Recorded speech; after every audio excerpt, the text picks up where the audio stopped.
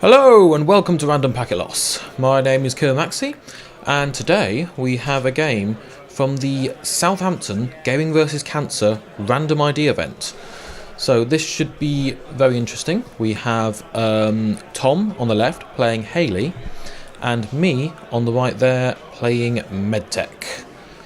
So basically the way this worked was everyone, when they registered for the event, was given two IDs they had to play. They tried to kind of balance them, so if you were given one really good ID, you'd get like a crap one on the other side. So it's more fair, but here we go. So I'm going to sure gamble into scarcity, which is my spicy ruin mill tech there, and Ice HQ. So this is going to be a bit brutal for Hayley here, because a lot of the time Hayley wants to install a lot of resources using her ability to, like, you know, get them all out of hand very quickly, but scarcity increases the install cost of each of those by 2, which means that daily cast becomes basically not worth it, tech writer becomes questionable, and yeah, it becomes very, very brutal very quickly. So, I mean, Tom's play here was take 2 credits, install Proco, run R1D, which is a massive tempo hit on a card that is already a huge tempo hit.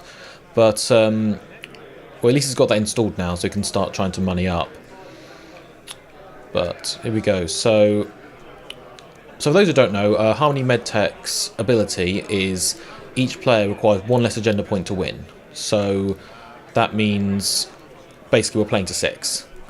And it's a pretty bad ID. Like, I tried several different ways to try and make it good. I tried, you know, playing all 3 2s and 3 2s and trying to rush them out or anything like that. But the fact is that the ID just becomes a benefit for the runner half the time. So the only way you can make the agenda suite work in your favour is doing the whole play 3 Future Perfects and 3 GFIs and just try and glacier them out, and just kind of use the fact that they need to steal usually 3 of your 6 agendas in order to win. But so luckily my the scarcity seems to be slowing down Tom enough so that I can just kind of set up, slowly try and money up and go for the score. It looks like this is a stealth Hayley deck because there was a lockpick there. That means I don't need many real credits. But yeah, this is the trouble with Proco. It's not really... It's not really an econ card, per se. It's covered... Like, it doesn't gain you credits any faster than just clicking for credits. It's just, like, it allows you to find your answers as well. But it does mean that you're still, like, not gaining more than 4 credits a turn if you spend all your clicks doing it. And normally you don't want to do that anyway because you want to play the cards you just drew. Hayley kind of mitigates that a little bit because you can Proco 3 times and install. Beth is a very good card though. I mean, 4 to play because of scarcity is a bit rough, but it's worth it because my deck's planning to make a lot of money, so 5 click turns could well be imminent.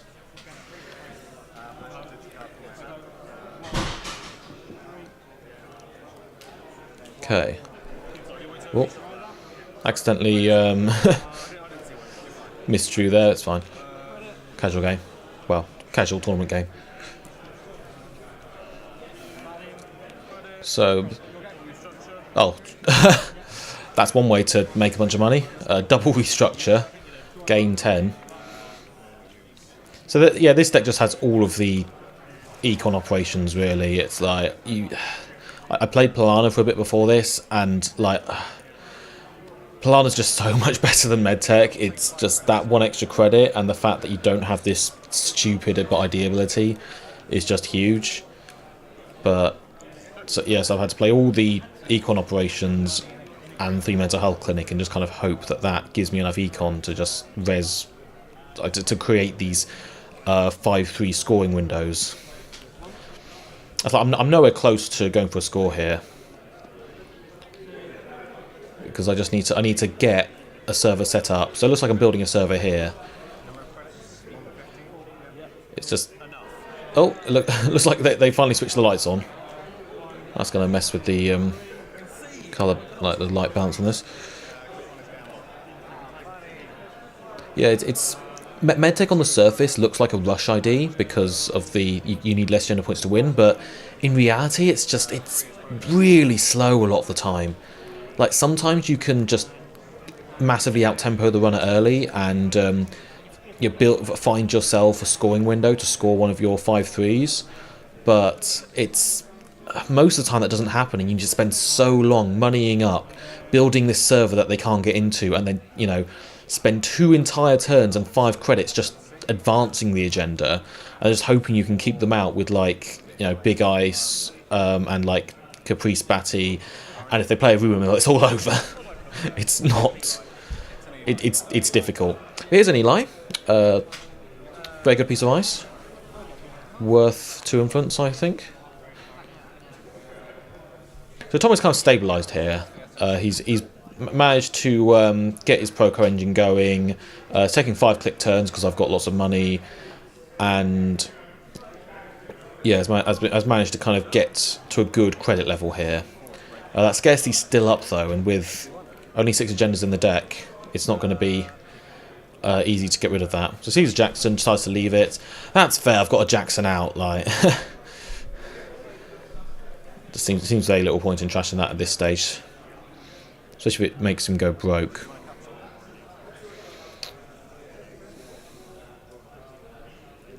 The thing is that if Hayley can get her rig set up, then there's very little I can do to keep her out. It does really become there, like, I have to win side games in order to win. In fact, that's basically just how this deck functions. So Celebrity Gift, see what I've got.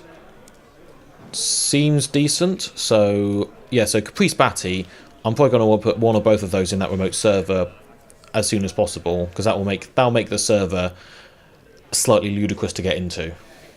Because like, if you lose a Priest game, just start a Batty game. There's also a backup scarcity there. So that's probably like a Caprice or something. The worst thing that could happen here is Tom run HQ, steal the food, and trash both the upgrades. Of course, one thing I have thought about doing in these decks is, because you basically always telegraph your scores, is if you've got an agenda in hand, but you're not ready to score it, maybe just put it in your scoring server and don't advance it, and then make them think it's an upgrade, and then it's safe there until you and then you can install Caprice, double advance the agenda, and it means that it means you haven't lost that agenda if they run HQ a bunch. So just getting R&D eyes out, so that's going to apply quite a bit of R&D pressure. I'm going to have to really try and push this out here. Okay, so here comes I'm going for the global food score here. Looks like I chose not to install the second upgrade to go for that score.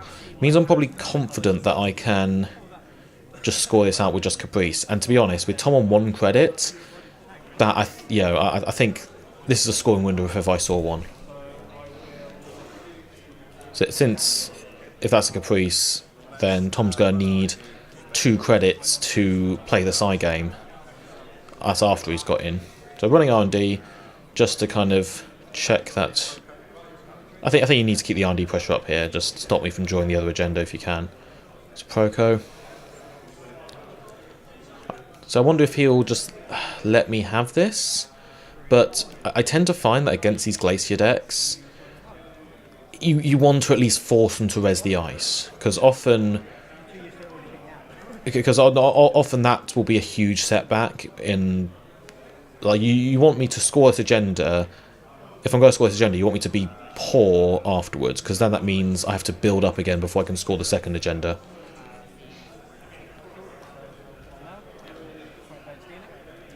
As I say, one good thing about Medtech, you just need to score 2 agendas, and then you win, which means you can hopefully score before the runner gets completely set up.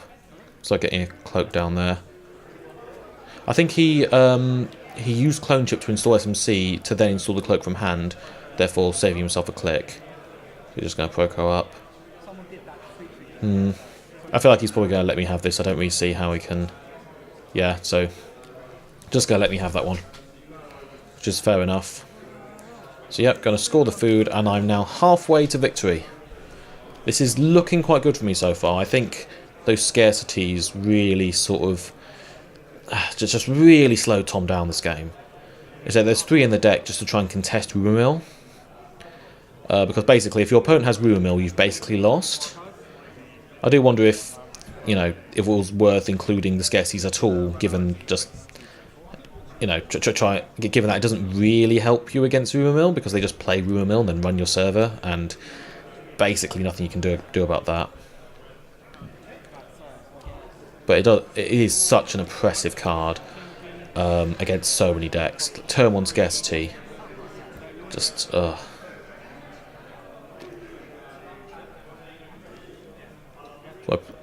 my plan here is just find the agenda, I think, and I think if I drew an agenda now, I would just push it out as soon as possible.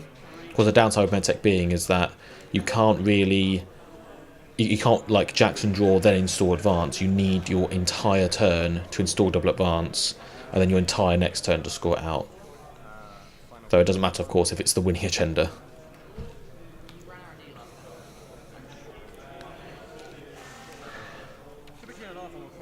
Of course, GFIs do make they do make trying to steal enough agendas from this deck really quite oppressive.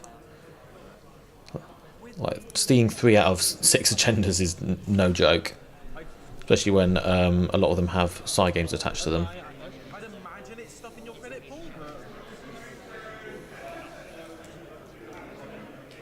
What's going on here?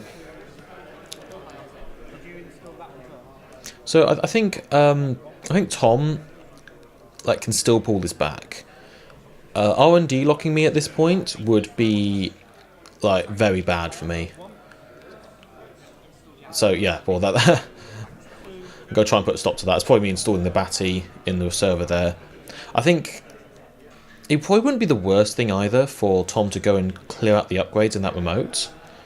This is something that you often don't think of to do, I think, against kind of Glacier decks, because it just feels like such a waste to, you know, run a taxing server, win a side game, and then not even get an agenda out of it. But like, it's either that or wait until like I've got an agenda in there, and then you need to clear out the upgrades that turn, or I win.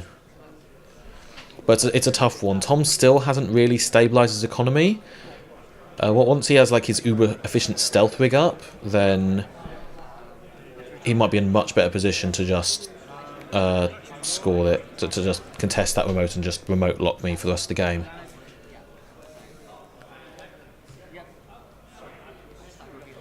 So like I see a celebrity gift in hand. No, I'm just gonna defend that server even more. I have a feeling that I might have drawn an Excalibur, which is just a fantastic card in these sorts of decks, and just put it on the remote. So it basically turns into a game of you need to win the side game first try, or you're locked out. Yeah, in this deck, Excalibur Caprice is a valid scoring remote, so it's kind of hilarious.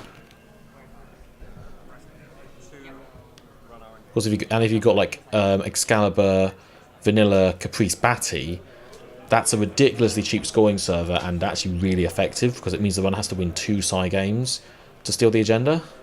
And often they have so much money that you can't really stop them anyway. Looks like that's a DNA tracker, another fantastic card which kind of put Jinteki Glacier slightly...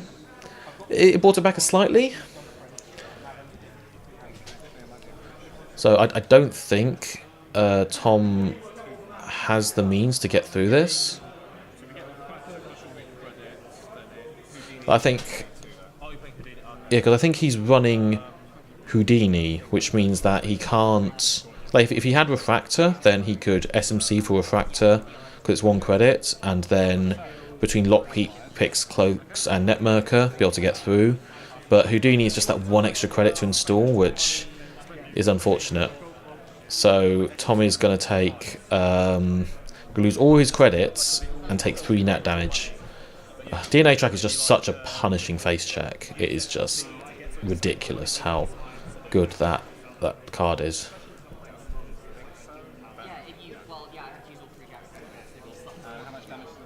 So yeah, so losing all his money.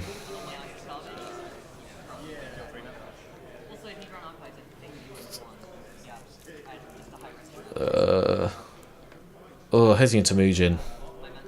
And a turning wheel. Yeah, that was really rough for Tom there. So he's going to click through. What does he see? Ah, and there's the GFI. Okay, so that will clear the scarcity. And also means that Tom just needs to see another 2 bloody agendas to win. So I'm going to Celebrity Gift. And I think just going to replay scarcity, yeah.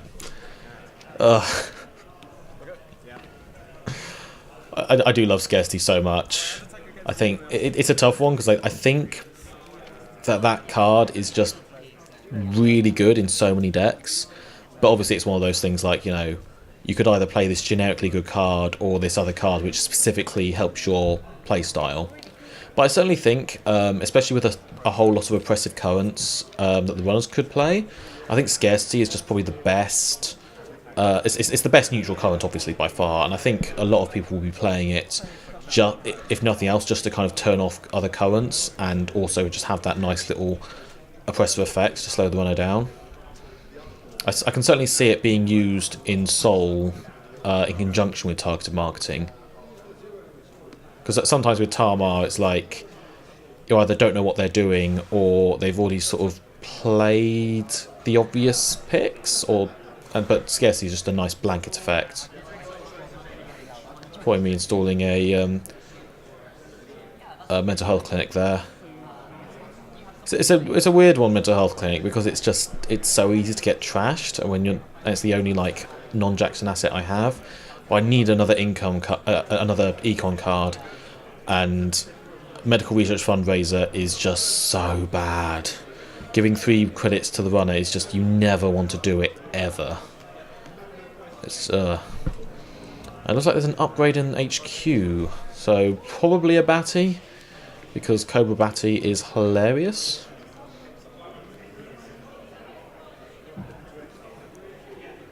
Is this a run on the server? No, it might just be checking the ice. It looks like there's a mirror there.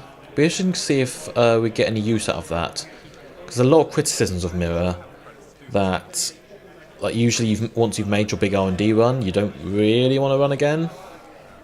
But then again, with Netmerker, you can get a bit more value out of it if you just want to like run, say, a Temujin server, sort of that. So here comes the Houdini. And now I believe there's enough stealth credits on the board just to break through DNA tracker. Because you need to boost it twice with the lockpicks. That'll get up to strength. You then... So boosting it... Wait. Yeah, I mean, yeah, so it looks like... Yeah, had just enough credits just to like get through it. Oh, there's a future perfect. And he has no money, so... That was probably a misplay. I think you probably need to make, if you're running against Medtech, you need to make sure you have enough credits to play a side game at the other end, just because, you know, at the moment, 3 out of the 4 agendas left in the game are future perfects. Either that or just have a film critic. And yeah, I'm just going to try and push that out, I think. Yeah, Tom is on 0 credits again, so this is probably a very safe. It's probably a very safe scoring window. I mean, just on the side games alone, just Tom needing 2 credits to play those.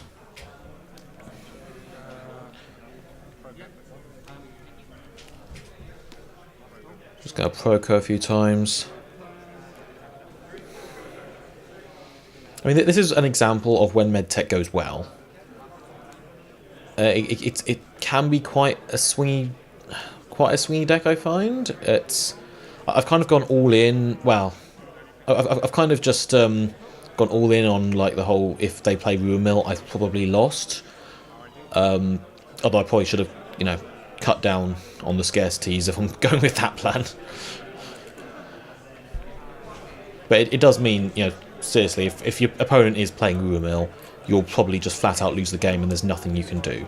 Which is it is unfortunate. It's unfortunate for Kentucky Glacier, but you know, that's how the game is. And random ID, you just got to kind of play the matchup game. Oh, there's another GFI, the last one in the deck, and yeah, there's the Future Perfect. Whew. So that did go quite well for me there. I think that early scarcity was just very oppressive, and yeah, you could see I had the yeah, so I probably wasn't going to raise that DNA tracker. Just vanilla Excalibur scoring server is just so good in this deck. So that was a very good game. Unfortunately, the second game did not get recorded because my camera's awful. That's to be the story for a lot of the games at this tournament.